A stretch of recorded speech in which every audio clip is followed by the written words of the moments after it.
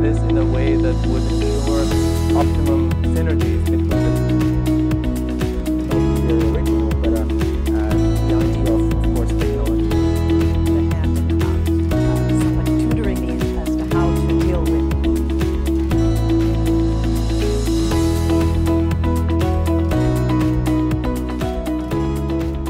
Hi, and welcome to this edition of Interpreting Table Talk. With us today from the sunny city of Ghent in Brussels is Bart Defrancq. Bart is a trained philologist, he is a linguist and a conference interpreter. He's a member of the ECTIS group, that's a research group on empirical and quantitative interpreting studies, as well as of Multiples, which is a research center for multilingual practices and language learning in society. He's a member of CIUTI, I should say a very active member of CIUTI, recently nominated and elected vice president. And earlier this year, he co-edited a special volume in Springer's New Frontiers in Translation Studies entitled Making Way in Corpus-Based Interpreting Studies. He did so together with Maria Chiara Russo and with Claudio Bendazzoli. Welcome, Bart. Thank you very much. Thank you for the opportunity to talk about the book. Great. And other stuff. I was about to say we're going to talk first and foremost about the book, but I'd like to keep it perhaps a little more general as well, and to talk about corpus-based interpreting studies. Now, this book that you co-edited with your two co-editors was dedicated to Miriam Schlesinger. And perhaps yes, we can start by you telling us a little bit more about the genesis of the book and also about the team of co-editors that you worked on it with. Well, yes, as you already said, it's a confession, isn't it, that I'm a corpus linguist. So I've done quite some linguistic work before I became interested in interpreting studies. Interpreting studies and interpreting itself is part of my midlife crisis, I used to say.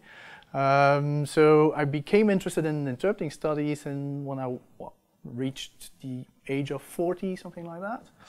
And one of the things that I noticed when I read the literature on interpreting is that there were so few studies which were corpus-based, on corpus-based methodologies. And that surprised me a bit because, of course, in translation studies you already have kind of tradition in that field. There are corpus-based translation studies. So I was wondering, and I found one particular source of information on the internet on corpus-based interpreting studies, and that was Bologna, the University of Bologna. So I contacted them, I contacted Maria Chiara Russo, asking them whether I could come over to learn from them, from their experience, because I didn't have a corpus, I didn't have the materials. I wanted to know how to compile a corpus of interpreting studies. And so I met with Maria Chiara, with Claudio, with Annalisa Sandrelli as well, and we discussed the whole project, which was a bit different than what I wanted to do because they include less information than what I wanted to include in my corpus. So there was a dialogue, and then after a couple of years when I already had a corpus, I met again with Maria Chiara Russo in Geneva, by the way, on the CIUTI forum, and the idea was raised on organizing a conference together, jointly, Ghent and Bologna, so we organized that in Bologna for Lee. And we had a good audience, people who were interesting. We also tried to go beyond European borders, let's say, and try to implicate people from China, because we knew that some researchers in China were actually involved in corpus-based research and interpreting. And so we got an audience of 60, 80 people, something like that. A very nice conference, and we decided to publish a selection of articles in this volume. And we also recruited specifically certain articles from certain people because we wanted them to be included in the volume as well. but they were unable to attend the conference. Okay, well, this is definitely the first time I hear anyone say that for their midlife crisis they started getting interested in interpreting studies. I would have gone out to buy a sports car, which I think I actually did. Now, the very first, that is true. That is true. So that was ticked off. In the very first chapter of the book, we have Bendazzoli sketching the past, the present, and the future of corpus-based interpreting studies, and he does indeed trace corpus-based interpreting studies back to Schlesinger, the 98 article, admitting, however, that earlier efforts had been made to work that way, at least working with naturalistic materials. You mentioned this before. You did your own research as you made your way into interpreting studies. There wasn't a whole lot on corpus-based studies out there. Would you say that interpreting studies has been slow, or rather slow, in embracing this method? And if so, why do you think that is or was? Well, it's been extremely slow because even the call that Miriam Schlesinger sent out wasn't very effective, because the first real corpus that I would call a corpus was only compiled in 2004 and 2005 by Maria Chiara Russo and her team in Bologna. So it was extremely slow. I think there are two main reasons. The first one is the fact that it's extremely time consuming to compile a corpus, especially a corpus of interpreting data.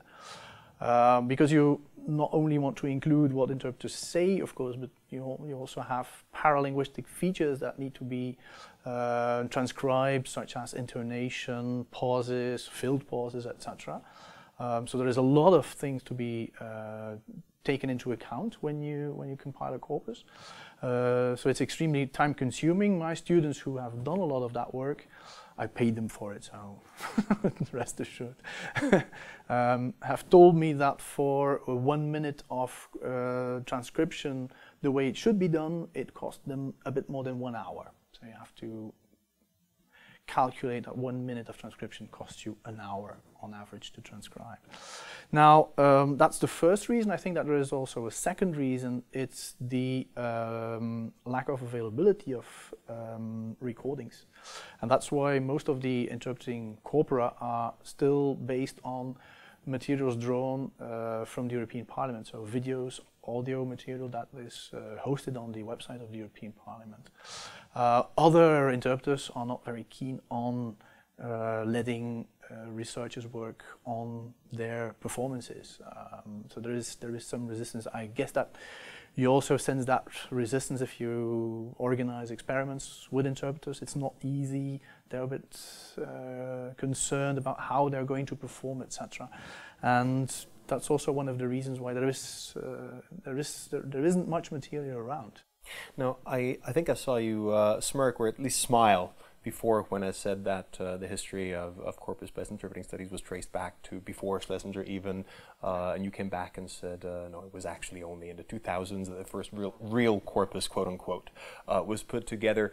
There have been, however, attempts at working with, shall we call it, an air quote, corpus. Before that, every so often, with a few interpreters generating no more than a few minutes of output. Those approaches persist.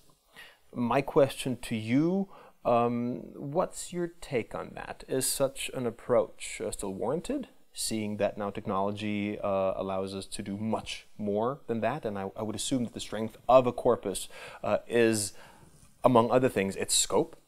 Size. Its size, yes. Well, then they say size doesn't matter. What are the advantages / disadvantages of working with a corpus in the way you understand it, and the corpora that we've seen in previous articles on interpreting, at least up to probably 2010, and some published even after that?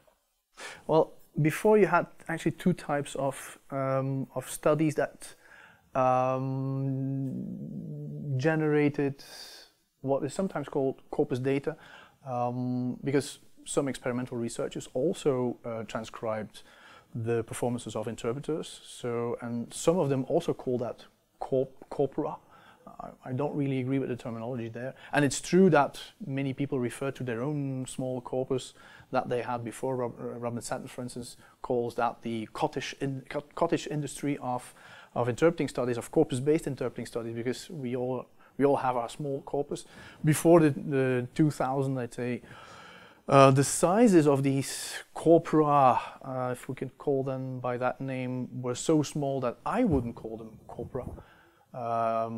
The name that I have for that kind of research is more case study, because you only have 2 or 3 interpreters involved and you cannot really generalize. I think that's one of the main disadvantages of the studies that we have before 2000, that you can't generalize the results because you have too few interpreters involved in the data. So it's very difficult to make general assumptions about interpreting based on these data. The advantage, of course, of the real corpora, and I've also already said that even the corpora that we work with are not real corpora because they are too small, especially for people who are used to corpus-based research. The size is very important, the variety of interpreters is very important, and what is also extremely important to have in a corpus, and that's one of the advantages at the same time, is the fact that you include more than one language and that you can have a look at all directions, which in the previous studies was not the case, because many studies before were based on, for instance, interpreting from German into French. Okay, and then you only have one particular study that you can make on that. You don't have a control group of people working in another language combination. That's possible in a real corpus, because ideally in a real corpus you would include several language combinations so that you can take into account, for instance, differences between interpreting between, I don't know, German and French, and then afterwards between English and French, and take into account the criterion of word order as you've also already done in experimental research. So the size is different, but the variety of material is extremely important. And I think that if you work with a real corpus, as the ones that we are compiling now, you've got that variety, and you didn't have that variety previously with the older studies, I would say. Mm-hmm. Now, I promise I'm not going to go through each and every chapter of the book, even though they're all interesting. But in chapter 2, you and the co-authors lay out basically a blueprint to how corpus studies in interpreting would look like, in conference interpreting, simultaneous interpreting, and what you do is you take them through each and every step, the way it should be done. You also highlight some of the challenges and the problems that one might or will inevitably run into. Could you say a little more about how it is done, how it should be done, how it can be done, but also about the challenges that one is likely to encounter? I think the two are linked, because one of the most important steps when compiling a corpus is how much information you're going to include in the transcriptions. That's extremely important because that will constrain the way you're going to be able to use your materials. So, for instance, one of the differences between the corpus that was compiled in Bologna and ours is that we have systematically transcribed filled pauses, whereas in Bologna, for instance, if 2 or 3 filled pauses came in succession, they only transcribed it as one filled pause. Of course, if you're interested in filled pauses and you don't transcribe the filled pauses systematically, you won't be able to do some of the research that you want to do. Now, in Bologna, they were not interested in filled pauses, cognitive processes, etc., but we were. So you have to very carefully reflect on what you want to do with your data before starting the transcription. That's one of the challenges. I think it's the main challenge of transcribing data for a corpus. The other one is to develop protocols for students in order to be able to transcribe the data, and in order to be sure that they all transcribe the same way. Because if you have 15 students working on one corpus, you can be sure that they will transcribe differently, because we're all human beings, we all have different ears, we all hear different things, so you need a protocol to explain to them what you expect. And then the next step is you also need to revise the whole thing. So it's time consuming for the transcription, but you also have to revise the transcriptions because students don't always have the knowledge of the language that is required to, for instance, transcribe political speeches in the European Parliament, because, I mean, these people use words that ordinary people don't use, so they're not always familiar with the vocabulary that is used there. That's also a challenge, because we notice that students make mistakes. They hear different things because they don't have sometimes the background in political terminology to be able to identify the right words.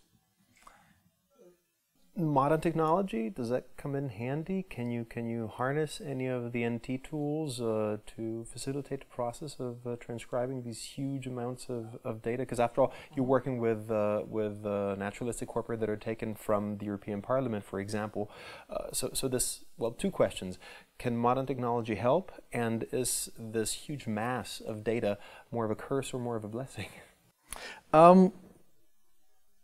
The last question is a difficult one. Well, first about technology, we've got to distinguish between technology for transcription and technology for automatic transcription. We use technology for the transcription because we have to split up the audio signal from the European Parliament, which actually consists of the 24 different channels together with a video channel. So we only extract the channels that are of interest to us. And we use technology for that, obviously, and then we have to reassemble an audio file with the source text and the target text in order to be able to transcribe them. And then we use Esmeralda as the transcription software. But all of our transcriptions are still human transcriptions. So we use the software as a kind of framework to store the transcription together with the audio signal. Now, the next step is automatic transcription. There are some systems now available on the market that allow you to transcribe automatically audio materials. They are fairly good for monologic genres, so they could be useful for the transcription of European Parliament debates and the interpretations. They're not very useful for dialogues, for instance, and dialogue interpreting, because they don't distinguish well between the different speakers. I think that's the next step, where we are now testing that system. One of the systems that is available is Speechmatics. It works quite well. It works surprisingly well. So it will have an effect on student income, probably, because it's going to save us quite some money on that side. And well, we have tried it out. It's decent. I mean, if you look at the time you can save by using an automatic transcription software, you will see that it's helpful. It saves you more money than you would invest in students. Mm-hmm.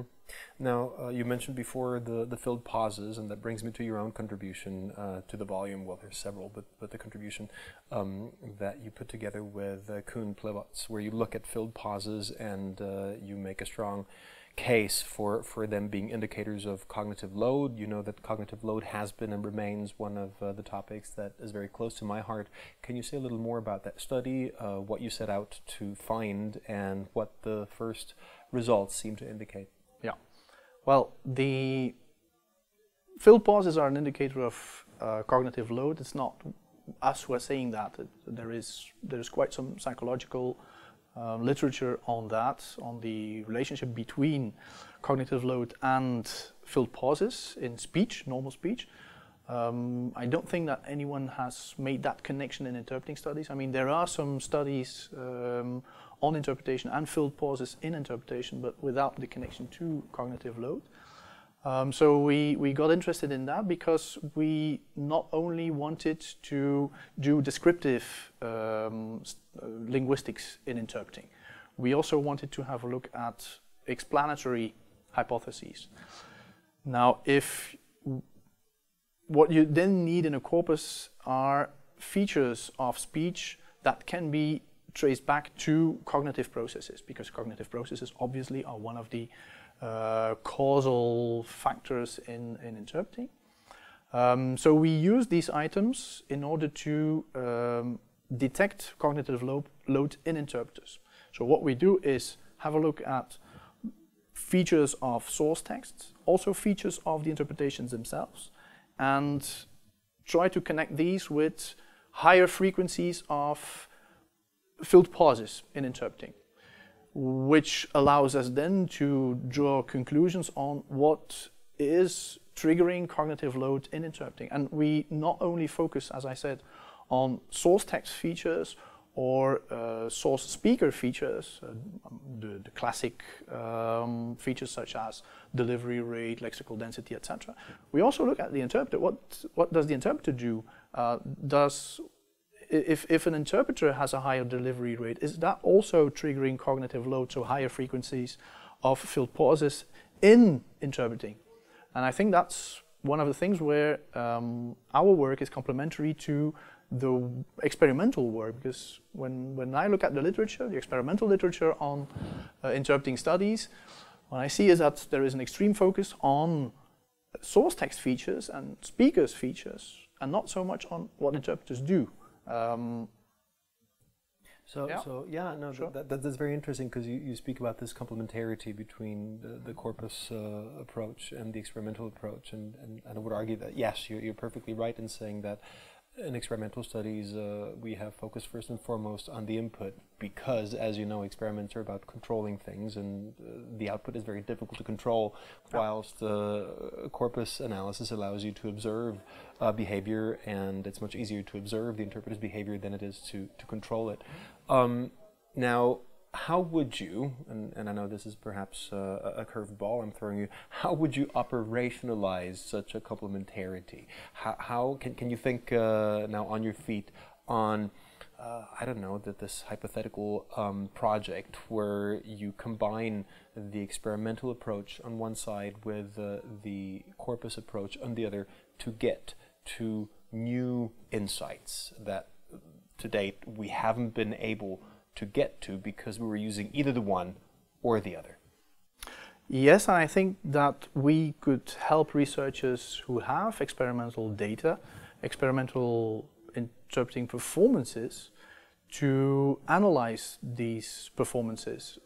Because, for instance, in an experiment, I guess that interpreters who are involved also use filled pauses. So what we have done with actual interpretations can also be carried out on the materials that experimental researchers collect, of course. So that's one of the things that I think we can do, handle the output of interpreters involved in experiments as a kind of corpus. And I know I just said a couple of minutes ago that I wouldn't consider that a corpus, but you can treat it as a corpus.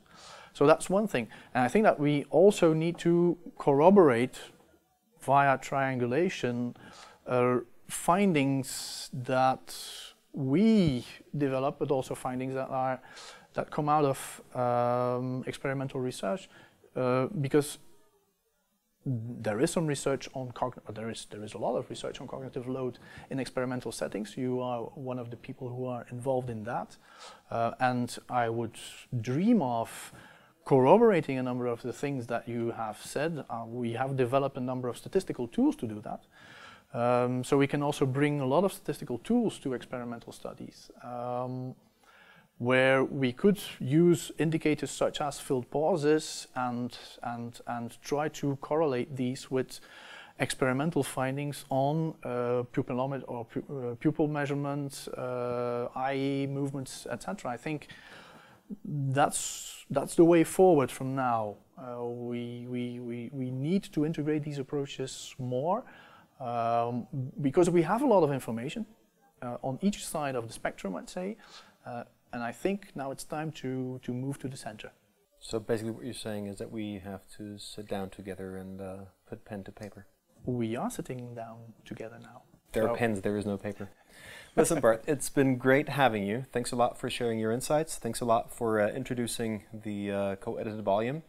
Ladies and gentlemen, this was today's edition of Interpreting Table Talk. I hope to see you again soon, and once more, give a warm hand to Bart Defrancq. Thank you, Bart. Thank you, Kieran, for the opportunity.